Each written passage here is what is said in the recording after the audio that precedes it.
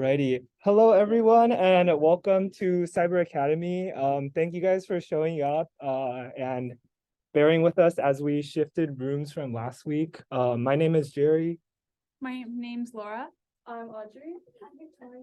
And we're going to be presenting Introduction to Web Hacking today. So first, we can start off with some announcements. I realize this is blocking it. So welcome to our first workshop of winter 2023. And then for our future events, we have PBR every Tuesday from 6 to 8. So if you're interested in competitive CTFs, you can come check us out. It's in Ackerman Union. There's more details on the PBR channels on our Discord. Cyber Academy, I assume you guys all know that they're Wednesday 6 to 8 since you guys are here. And then special topics, aka tomorrow, we have AI security from 8 to 10, which is a collab between ACM AI and ACM Cyber. So if you're interested in that, be sure to come out and check that out. LACTF, which is like the big event that we're hosting this quarter, this is a 42-hour CTF. So think of it as kind of like a hackathon.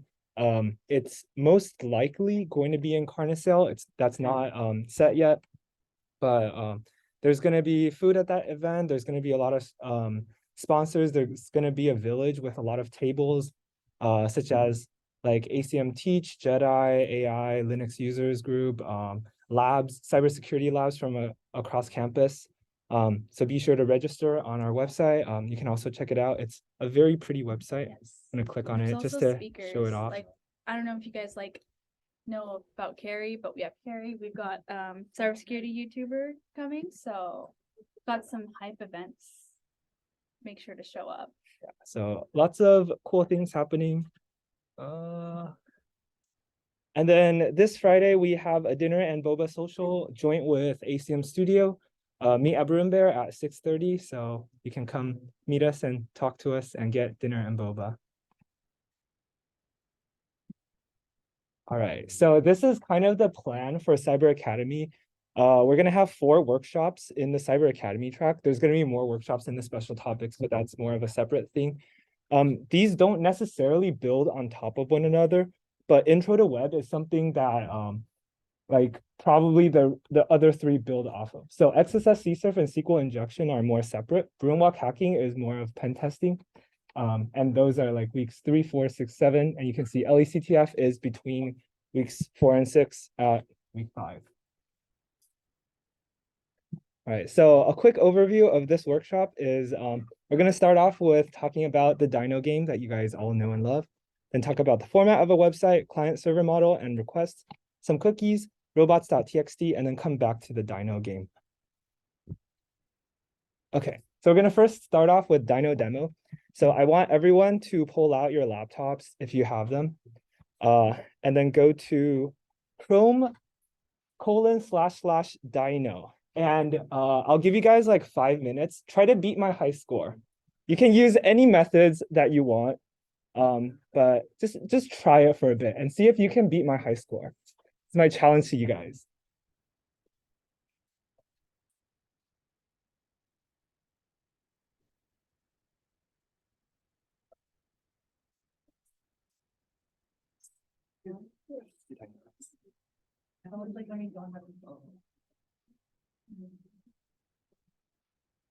You want to try playing it well?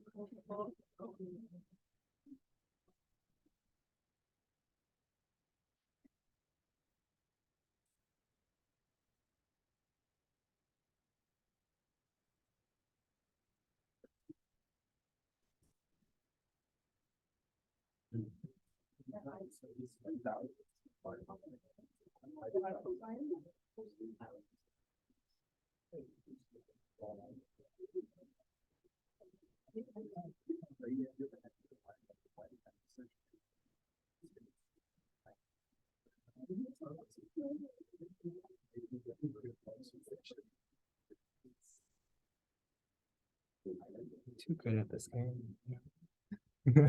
I know. It's a high score.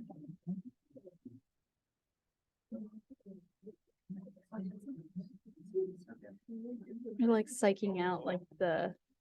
Yes, teabagging. Ooh, it's late. Oh, that is so bright. Oh my gosh. Oh, okay. Rip. You want to try? Sure. I don't, oh. Wait. Good attempt, you know. Remember, you can use any methods that you can to try to beat my high score.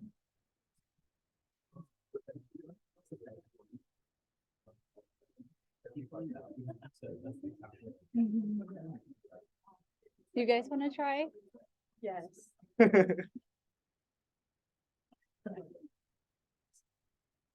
Jerry, what's the secret? Show you in a bit. Oh. Yes. I mean, what's the secret to being cracked without Oh, the other secret? oh, it's just natural talent, you know. Okay. I'm just a natural at the Dino game, you know. I sat down and played this game for 35 hours straight to get that high score. You know, tapping every 2 seconds. Totally. Yeah.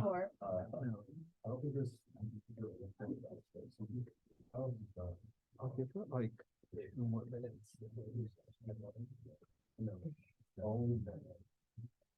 I didn't even check my score anymore. Yeah,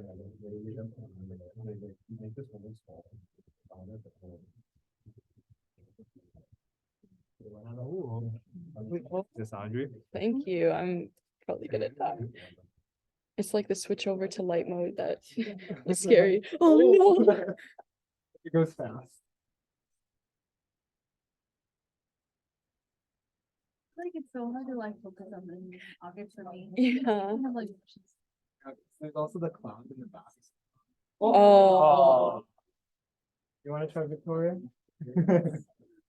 And then after you die, I will show the secrets of how I got my high. Wait, what are the controls?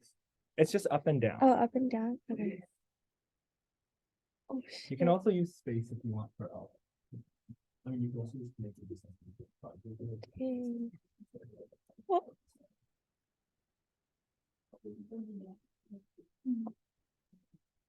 Oh. the chairs are like that, but you're so strong. Okay. All right. Was anyone able to beat my high score? Show of hands. Anyone? Okay. 3 people. Okay. How did you guys do it? Just wondering. Google? Yes. Okay. Did you guys also use Google? Okay. He had access to the slides beforehand, so you know. All right, so I will show you guys the secret. So, okay. So I want you guys to type in these 2 functions into console. So, if you just copy and paste these, the links to the slides are also here at tinyurl.com/intro to web -w23. So intro -to-web -w23. Okay, I'll give you guys a bit to open the file and everything. And I won't explain it yet, but we're going to cover a lot of things in the workshop that will help you understand why this works.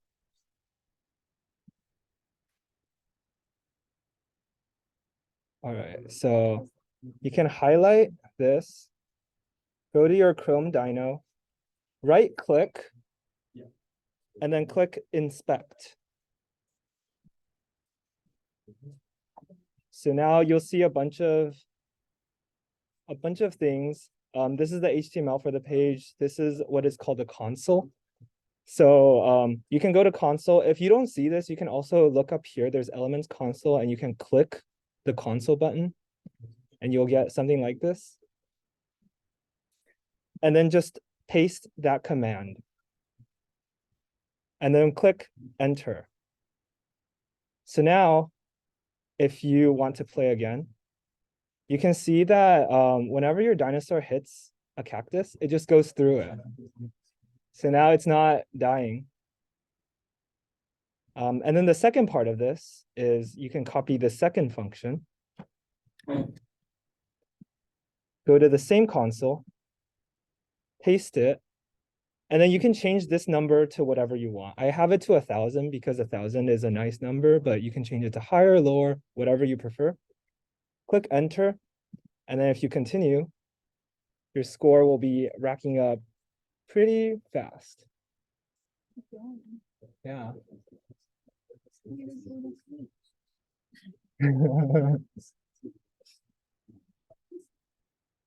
Alrighty.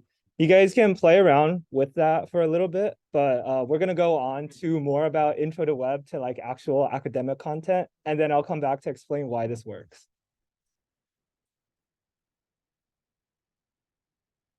Cool. I can Awesome. contribute. Oh, Yeah. or- Yeah. Okay. Okay.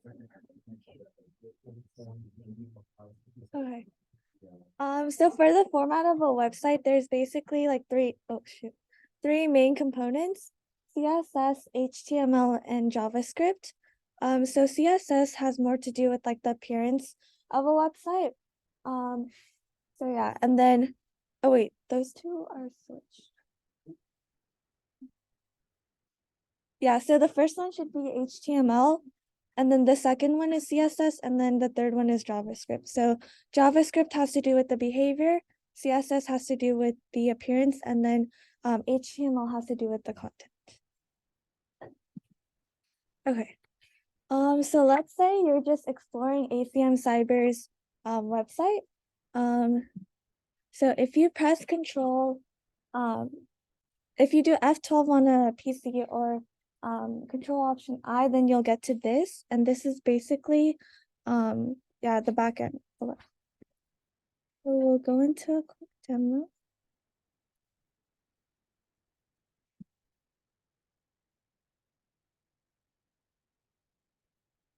Okay, so what you can do is right click and press inspect, and then you'll get to where we were before. So the elements, if you look here, the script part is like JavaScript, and then HTML, and then if you go to console, or sorry.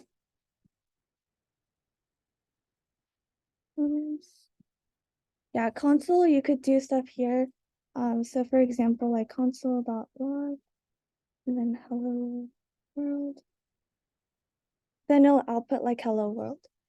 And then if you look here, there's like a $sign and a 0. So that's kind of like a pointer like in C++. So stuff that you could do is like this.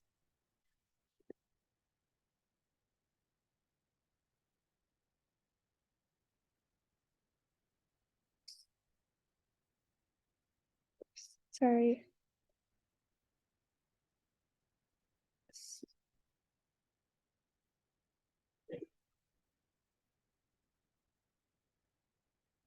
And then you could change like the background of it to blue. So you could play around with stuff like this and inspect. So yeah.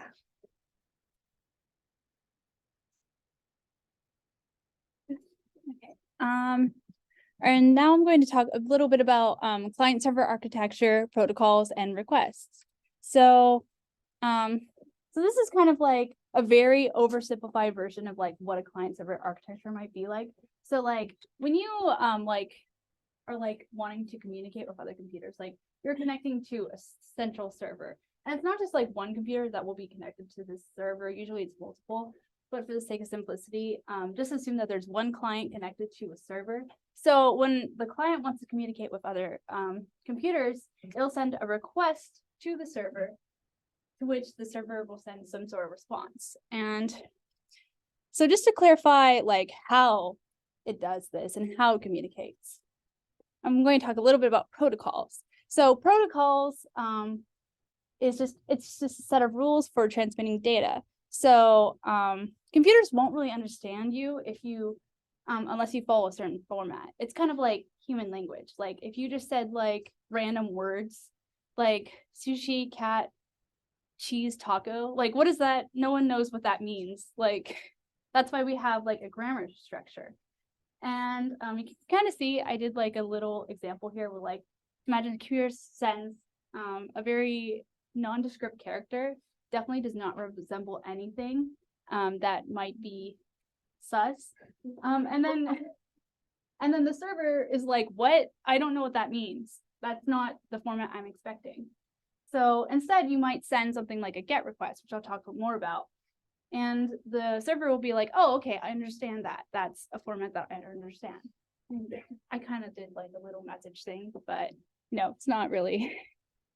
Okay, so HTTP and HTTPS is basically the language of networking. So this is a specific type of protocol called the Hypertext Transfer Protocol. It allows web browsers and servers to communicate through exchange of data, and HTTPS is just the more secure version of HTTP since it's powered by the transport layer security, but that's more like beyond the scope.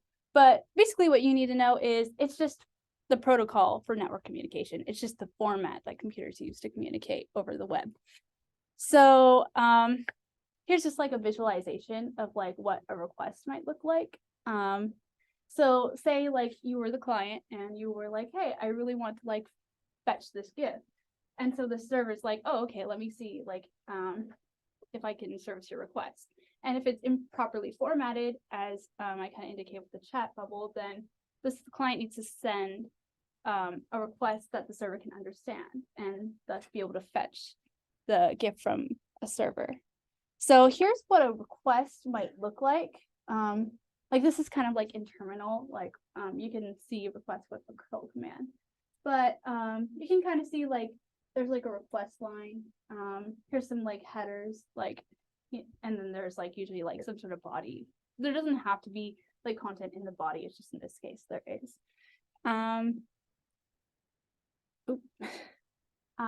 So you might have noticed like a word post, and I also mentioned the word get earlier. So those are just different HTTP request methods.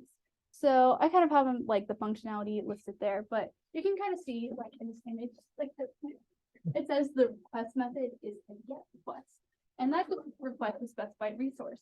So earlier when I was talking about like talking with the server to try to request a GIF, you might use like a get request to grab that asset. And there's also other requests, maybe like there's a head, which is just a request with just the headers, post, which submits an entry to the resource, put replaces the current resource, and delete deletes the resource.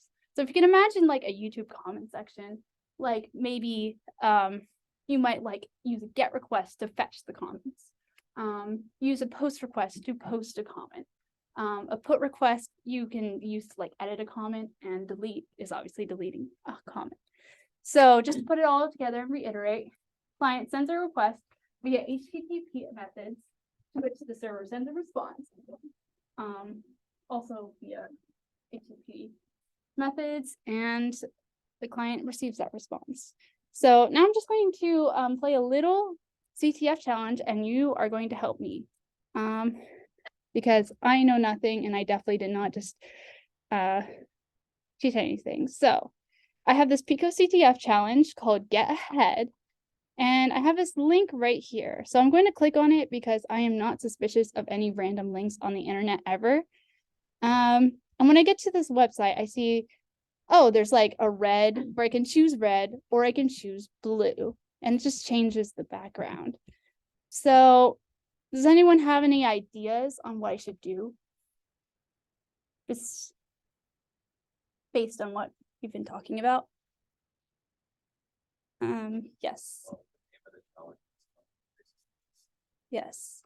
Get ahead. And we look back at the title. It's kind of an interesting capitalization method there. And there's also the word get and also head capitalized. So does anyone remember like what significance that might hold? Like the words get and head?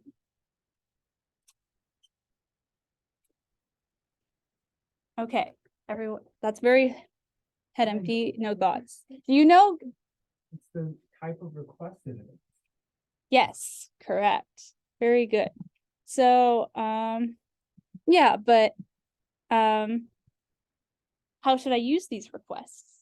Like, how should I use this knowledge that I should be looking at HTTP requests? So this is going back to good old inspect element, aka the Chrome developer tools. And I know that there is a tab that I can look at called the network tab. And right now it looks empty, but when I when I hit request or refresh, I see a bunch of stuff here. And let me so if I click on the PHP file, I can see, oh, okay, there's some request here.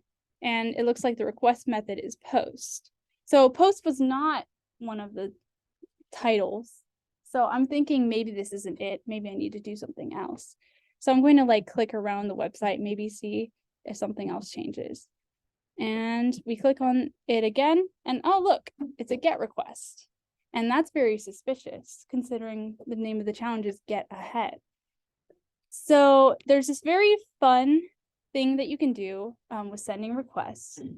So I want to send a certain type of request with a certain request method. So what kind of request method do we think I should do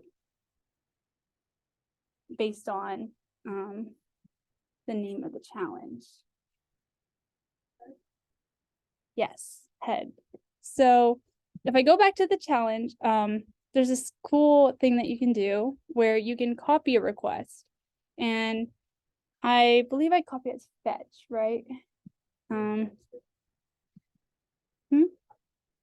Okay, yeah, and we can use the console and change this method right here to head.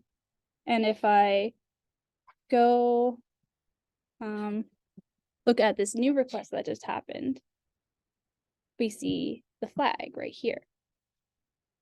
So cool, we solved a challenge. And yeah. Anyone? Audrey?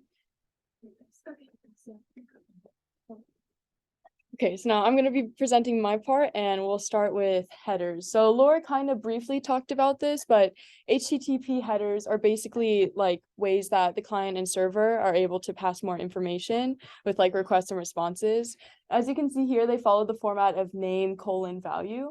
So on our first example, google.com is the host. And then the next one, user agent, is really, really important.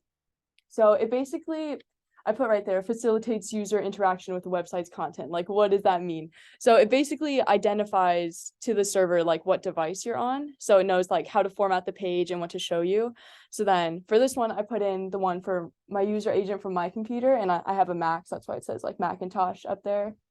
And another header is cookies, which are super important. We'll also talk about those in a second.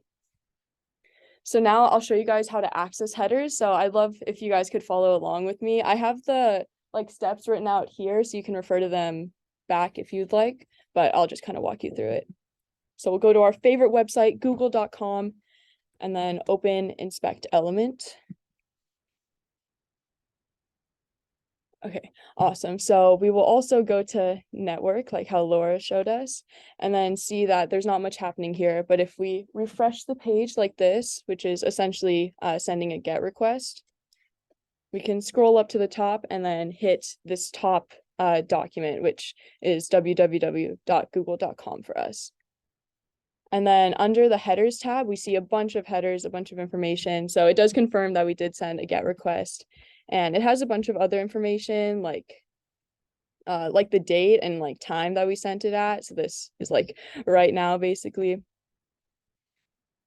A bunch of cookie information. And then we can also open the request headers and see a cookie right here and our user agent right here, which is pretty cool. So I'm also going to show you guys how to how to modify your user agent.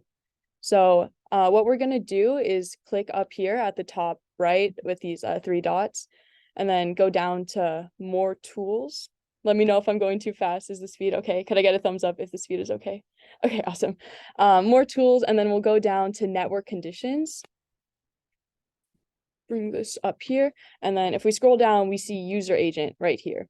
And it says use browser default, but we want to change it. So we can make a custom one. So say that I want to pretend that I'm like an iPhone. I'll look up iPhone user agent. We'll just click this one and then get a random one from the top. Command C, and then go back to where we were, which is over here, and then we'll not use the default, we'll use a custom, Control V, and then we will refresh this and see that it looks different than how it did before. You see how it's more like vertically positioned, I guess, because that's how it shows up on a phone. So yeah, that is how you can modify your user agent. So I'm going to go through another demo of how to modify your user agent using the same thing. And some of you guys might be familiar with this challenge, but this is Who Are You by Pico CTF. So I'm just going to go through the first step because that one goes through modifying the user agent, but there's a couple different headers that you're supposed to modify to get the flag for this one, but we'll just go through the first one. See if you can do it on your own. It's basically what we did before. Yes. Oh, okay. Then just follow along up here, or if you have a Pico account, you can log in. But basically it's the same process as before. Inspect element, and then we already have like our network conditions open up right here.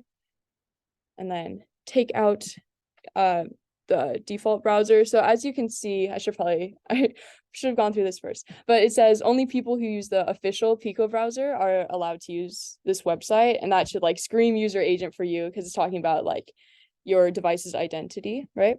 So then we're going to delete this and put in Pico browser. Okay, awesome. And we will go ahead and refresh. Give it a minute.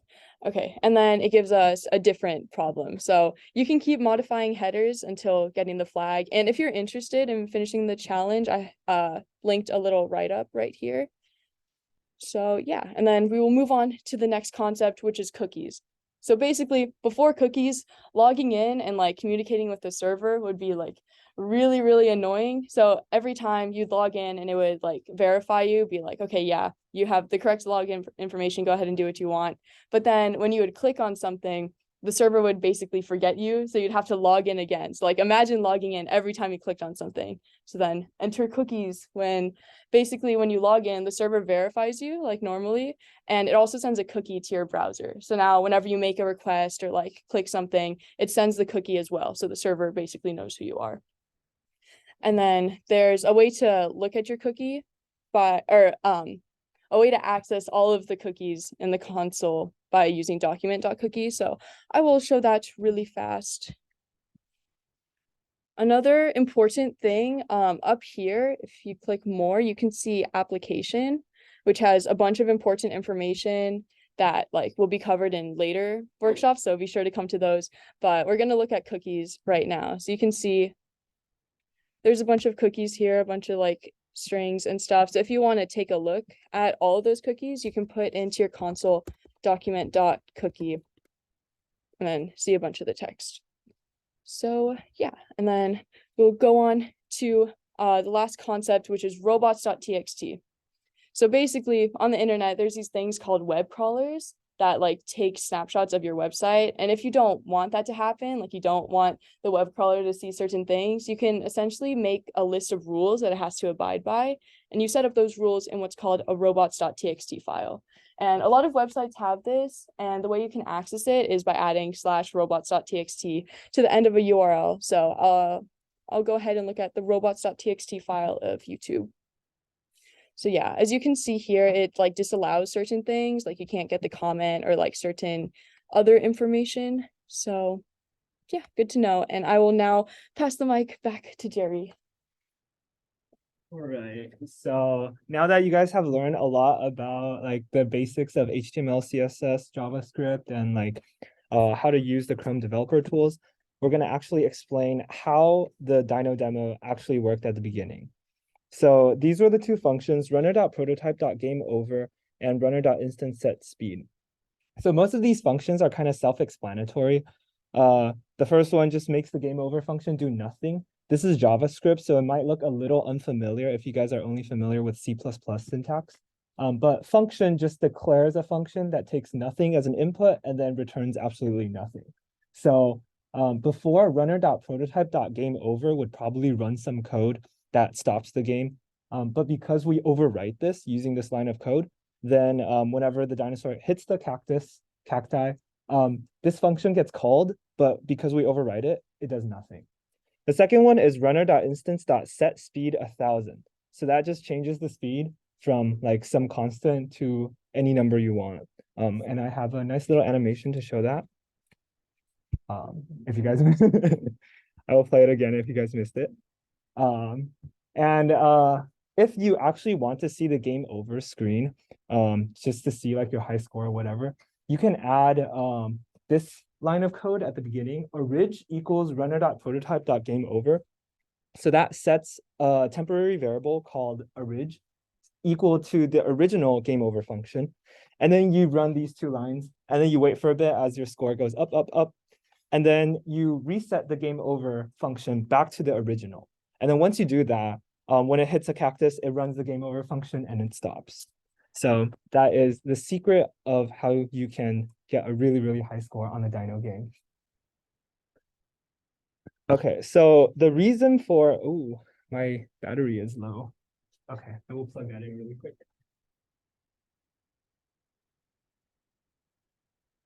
Okay, so the reason why this works is because all of the code for the dinosaur game is run on client side. So Laura mentioned client and server.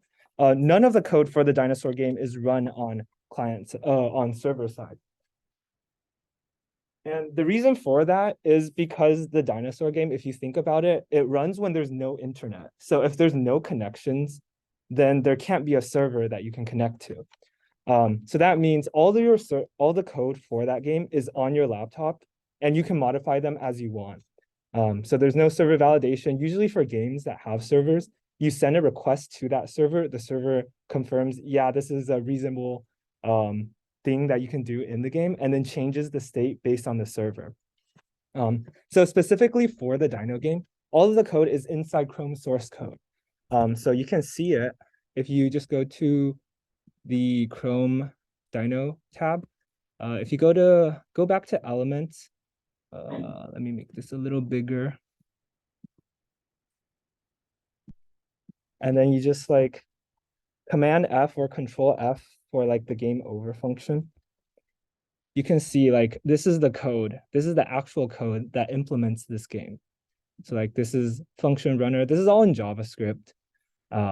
So yeah, you can see highest score, sync highest score, time, running time, blah, blah, blah, blah, blah. And then if you go to sources, and then refresh. Oh, that did not work. Okay, I was going to show something else. Okay, you can see like, oh, this does not show.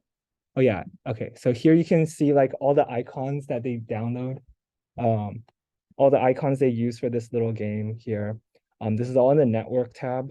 And yeah, just pretty cool. You can modify any of this code by like double clicking and then like modifying it because it's all on client side. Okay. So this is the code. Here is a nice link to a write-up that explains like step for step on how to actually hack it. I basically explained it verbally, but if you want to see a write-up, there it is. And then here is another example. So for this example, I want everyone to first go to acmcyber.com and then click register and register for an account. So this is our website. For team name, you can put whatever you want. It will be displayed to other people because if you guys are new to ACM Cyber, we have this thing called challenges. We have a lot of challenges here, and then we have a scoreboard. So whenever you solve a challenge, you get points. Whoever gets the most points at the end gets to like say, oh, I got the highest score at Cyber Academy. In the past, we have given monetary prizes. This year, we're changing that to giving pizza at every workshop. So yeah, register for an account first. So I'll give you guys a bit of time to do that. We use your Discord handle to contact you about prizes or anything. So that's why we need that. Need a form of communication.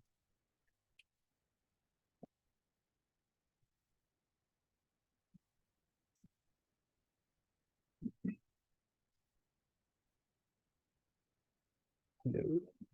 We're just registering for an account right now on acmcyber.com. When you guys are done registering, give me a thumbs up so I know I can move on.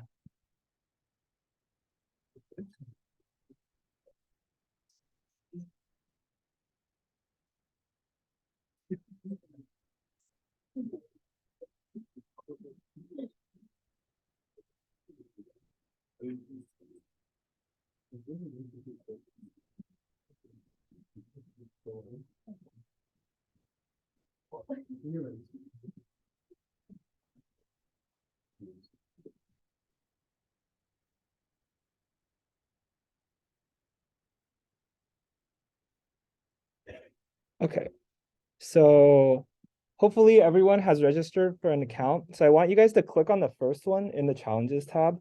Click the one that says 5 intro. And this is like a snack demo. So you can see this is 5 points. So far, no one has solved it because we just uploaded it. But if you click on here, you can see here is a nice web page that seems to have a haiku for my love of snacks. When I'm bored, I look in my cabinet and see overflowing snacks. And then here are some snacks: Chew, Oreo, Starburst, Sour Patch, Pocky. And then at the bottom, it says absolutely nothing suspicious about this website. So does anyone have any ideas of like, what could we see in this website that it might be hiding? Like there's nothing suspicious about this, right? Where could it hide anything? Yeah? In the gap between snacks and these? I can try highlighting it, but it seems to just be an empty line. Any other ideas? There's something that we've used a couple of times through this workshop already that might be useful. Anyone? Yeah? Yeah, exactly. Inspect element. So let's right click and then go to inspect. And then you can see here's the HTML, here's the console, and then you can see the CSS somewhere else. But in the console, you can see something interesting. It says, "You'll never find my secret," smiley face. And then this is from this file called secret.js. So if you look in the HTML, you can see like this is the title, these are the texts, these are the images, stuff like that. But here there's a script called secret.js. That might be really interesting. So I wonder what it could be hiding. So we can go see this by going to sources. And you can see here are the images that this website is loading. This is the index, so this is the HTML. And then this is secret.js. So you can see there's 2 lines of code in here. First one says console.log, you'll never find my secret. Console.log is basically print. So that prints it. And then there's a comment under it saying comments are important. So this is the flag. If you guys have never done a CTF challenge before, this is basically what you're trying to find. It's kind of like a secret within something. You can think of it as like a password that you're trying to like hack into a website to find. So if you copy this, and then go back to acmcyber.com. How do I stop this?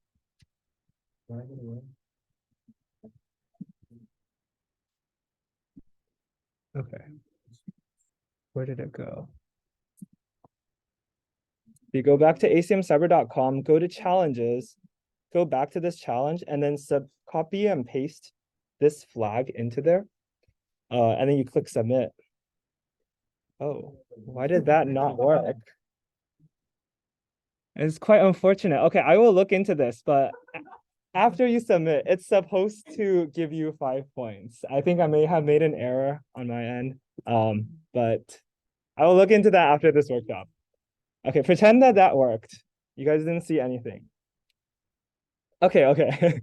So in summary, servers send code to clients to run. So this could be HTML, CSS, JavaScript. And a lot of the times clients just run that code directly. You saw how like the JavaScript file that the server sent, it just ran it, like console.log and everything.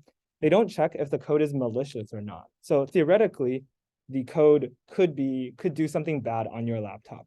And this is why you have to use trusted websites. Chrome now has this thing with like a lock to the left of HTTPS. So if you see a lock there, that means it's a trusted website. It probably won't download any viruses or anything bad. So that's why you should not go around clicking random links. And what if the server does send malicious code? Then we will not talk about this. We'll talk about this next week at our XSS workshop. So apologies for Rick Riordan and ending on a cliffhanger, but guys gotta come back and check out us some more. All right, so here are some links. If you guys are curious about anything that we talked about, there's more write-ups in here. Try Hack Me has a really cool web hacking module. If you guys want to try out some of the challenges there, stuff like that. And challenges are now up at acmcyber.com/challenges. I will fix challenges very, very soon. So Cyber Academy, for the challenges, we have a couple of rules. They're individual, so try not to work in teams for these challenges because they're point-based. But you can ask for help with any of the officers and we'll be happy to help you. We have like a questions channel if you guys are on our Discord. If you made one for GM, actually no, this is outdated, but if you made an account last quarter, you have to make a new account. And then, huh? Oh, you didn't? Okay, you must have made it after we like deleted the database.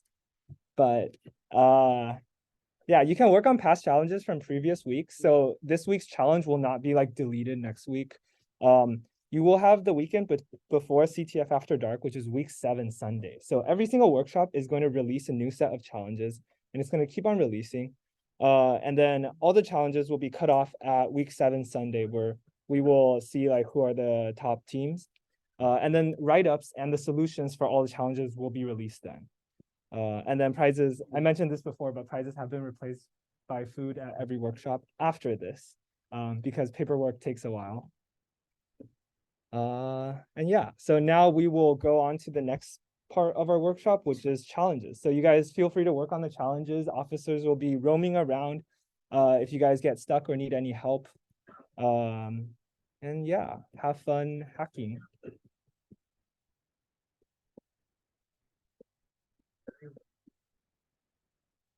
Uh-huh. I tried today, but I put a feedback form and that didn't work.